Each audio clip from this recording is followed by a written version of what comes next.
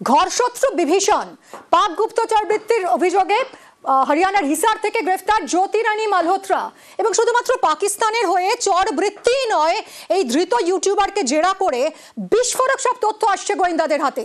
পহেলগাঁও হামলার কয়েকদিন আগেই লস্করে তৈবার হেডকোয়ার্টার মুরিদকে, পাকিস্তানের মুরিদকেতে গিয়েছিল জ্যোতি, যে মুরিদকে অপারেশন সিঁদুরে ধ্বংস করে দেয় ভারতীয় সেনা এবং সেখানে লস্করের হেডকোয়ার্টার থেকে জঙ্গি ট্রেনিং নিয়েছে সে 14 দিনের, তারপর দেশে ফেরে।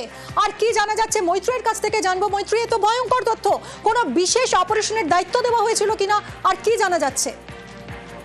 একেবারে মিমি, দেখুন, অত্যন্ত বিস্ফোরক তথ্য হিসার ফুটেজ জানতে পেরেছে এই ইউটিউবার জ্যোতি মালহোত্রাকে জিজ্ঞাসাবাদ করে তারা যেটা জানতে পেরেছে মুরিদকে, অর্থাৎ লস্করে তৈবার যে হেডকোয়ার্টারকে 7 তারিখ অপারেশন সিন্দুরের সময় একেবারে ভেঙে গুড়িয়ে দিয়েছিল ভারতীয় বাহিনী, সেই মুরিদকেতেই গিয়েছিল জ্যোতি মালহোত্রা এবং সেটা পহেলগাঁও অ্যাটাকের কিছুদিন আগে। জ্যোতি মালহোত্রা সেখানে গিয়ে 14 দিনের এসপিওনাজি ট্রেনিং নিয়ে এসেছিল।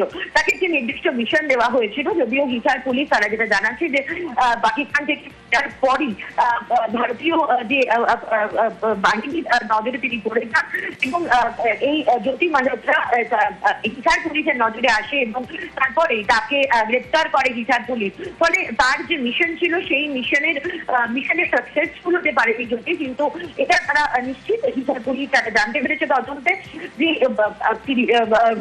জ্যোতি মালহোত্রা সে গিয়েছিল মুরিদকেতে এবং সেখানে 14 দিনের এসপিওনাজের ট্রেনিং সে নিয়ে এসেছিল। এখন পুলিশ এবং তদন্তকারী সংস্থারা যারা দেখার চেষ্টা করছেন যে জ্যোতি মালহোত্রার সঙ্গে পহেলগাঁও হামলার সরাসরি সম্পর্ক আছে কিনা, কারণ একাধিক সূত্র মারফত পুলিশ এটাও জানতে পেরেছে যে পহেলগাঁও হামলার কিছুদিন আগেই পহেলগাঁওতে গিয়েছিলেন জ্যোতি। ফলে সেখানে দাঁড়িয়ে সরাসরি পহেলগাঁও হামলার সাথে জ্যোতি মালহোত্রার কোনো সম্পর্ক রয়েছে কিনা সেই বিষয়টাও কিন্তু এখন খতিয়ে দেখছে পুলিশ এবং অন্যান্য যারা তদন্তকারী সংস্থারা রয়েছে তারা। ধন্যবাদ মৈত্রী।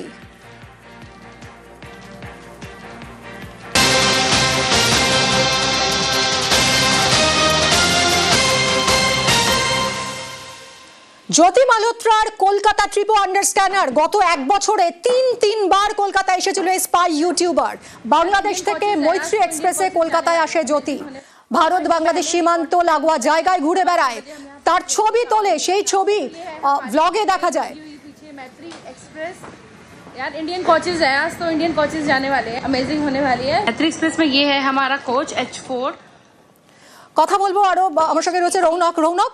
এই যে মৈত্রী এক্সপ্রেসে করে বাংলাদেশ থেকে কলকাতায় আসে এবং আমরা যদি একটু ভালো করে দেখি যে এই জ্যোতি মালহোত্রার যে সাধারণ অন্যান্য ব্লগাররা যে ধরনের ব্লগ করেন তার থেকে একটু আলাদা, কোথাও একটা নিজস্ব প্যাটার্ন আছে।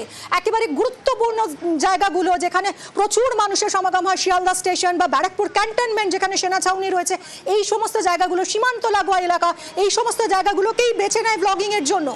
কলকাতায় এসেও এই ধরনের নানা ছবি তুলেছে, এরকম জায়গায় ঘুরে বেরিয়েছে। আর কি কি জানা যাচ্ছে, কোথায় কোথায় গিয়েছিল, কি কি তথ্য পাচার করে থাকতে পারে?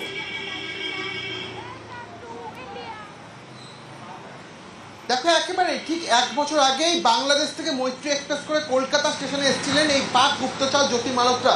শুধু তাই নয়, যখন কলকাতা স্টেশনে অর্থাৎ মৈত্রী এক্সপ্রেসের যে জার্নি তিনি তার ব্লগে তুলে ধরেছেন, সেখানে তুমি দেখবে যে গেটের সীমান্ত, যখন বাংলাদেশ থেকে ভারতের সীমান্তে ট্রেন প্রবেশ করছে, অর্থাৎ সেন্সিবল যে এলাকা, সীমান্ত লাগোয়া এলাকা, সেই এলাকারই কিন্তু ভিডিও বারবার করে তিনি তুলেছেন এবং সেখানে যে ভারতে প্রবেশ করছেন বা যে সেন্সিবল জায়গাগুলো সেইগুলো দেখাচ্ছে। এবং শুধু তাই নয়, যখন তিনি কলকাতা স্টেশনে নামেন তখন শুধুমাত্র কলকাতা স্টেশনের ছবি এবং কলকাতা স্টেশনের যে ইমিগ্রেশন অফিস, সেই ইমিগ্রেশন অফিসের ছবি বা ইমিগ্রেশন অফিসে কিভাবে ইমিগ্রেশন হয় এই সংক্রান্ত তথ্য কিন্তু তিনি তার ব্লগের মাধ্যমে তোলেন। অর্থাৎ অন্যান্য যে ইউটিউবারদের ব্লগিং, যে গোটা এই জার্নি ব্লগ হয়, সেখানে যেমন বেশ কিছু জায়গার ছবি দেখানো হয়, সেক্ষেত্রে জ্যোতি মালহোত্রার প্যাটার্নটা পুরোপুরি আলাদা।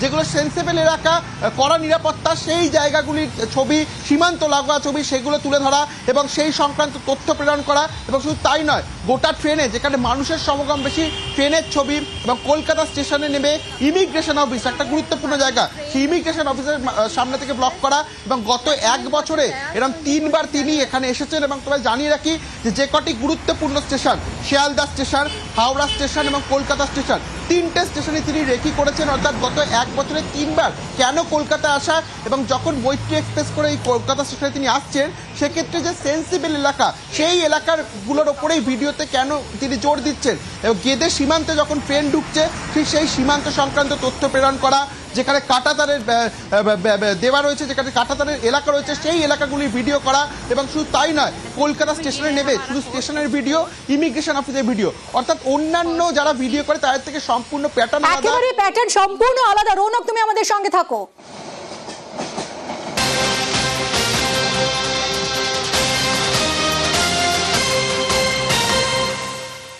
এগারো মাস আগেও কলকাতায় আসেন জ্যোতি। পার্ক সার্কাসের একটা নামি বিরিয়ানির দোকানে যান জ্যোতি, এবং জ্যোতির সঙ্গে ব্লগে ইউটিউবার সৌমিত ভট্টাচার্য। कितना 200? रौनक 250 में मानेंगे। चलो पार्क सर्कस है ना, तो पहुंचने वाले हैं यहाँ पे आके। बहुत ही রৌনক, পার্ক সার্কাসের নামে বিরিয়ানির দোকানেও গিয়েছিলেন জ্যোতি, এবং তার সঙ্গে এখানকার লোকাল একজন রয়েছেন।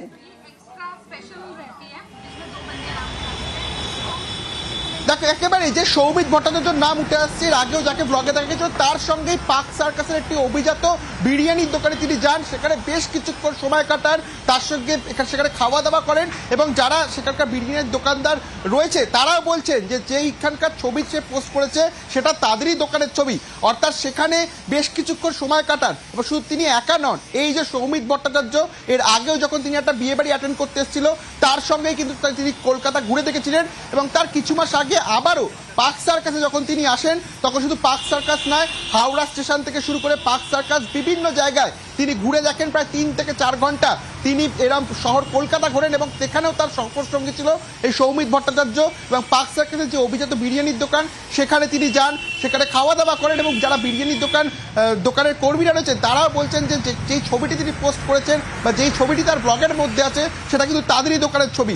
অর্থাৎ এই গত 1 বছরে 3বার কেন কলকাতা সফর, এবং একদম তুমি দেখো যে সিকোয়েন্সটা 11 মাস আগে, তারপরে 2 মাস পরেই আবার কলকাতায়, আবার কিছু দিন আগে অর্থাৎ 5 মাস আগে আরও একটি বিয়ে বাড়ি অ্যাটেন্ড করতে কলকাতায়, এবং সেখানে এই গুরুত্বপূর্ণ যে স্টেশনগুলি রয়েছে ব্যারাকপুরে ক্যান্টনমেন্ট। একদমই তাই। রৌনক, তুমি আমাদের সঙ্গে থাকো।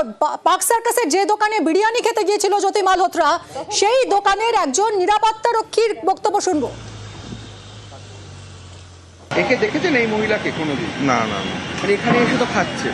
এখানে তো অনেক আসা যাওয়া করে, তো কিভাবে চিনবো বলুন তো? এ বেসিক্যালি পাক গুপ্তচর হিসেবে একে ধরা হয়েছে, তো কয়েক মাস আগে এসে আপনাদের এখানে খাওয়া দাওয়া করেছে। মানে দেখেছেন আসতে বা বহুক্ষণ বসে থাকতে বা কোনো অন্য গতিবিধি দেখেননি? না। সেক্ষেত্রে চিনতে পারছেন না? না, চিনতে পারছি না। এই ধরনের যে ফুড ব্লগাররা আসে, এটা তো আনাগোনা রয়েছে আপনাদের এখানে, ইনি একজন ফুড ব্লগার হিসাবে এসেছিল, চিনতে পারছেন? জায়গাটা তো আপনাদেরই জায়গা দেখা যাচ্ছে। হ্যাঁ, উপরে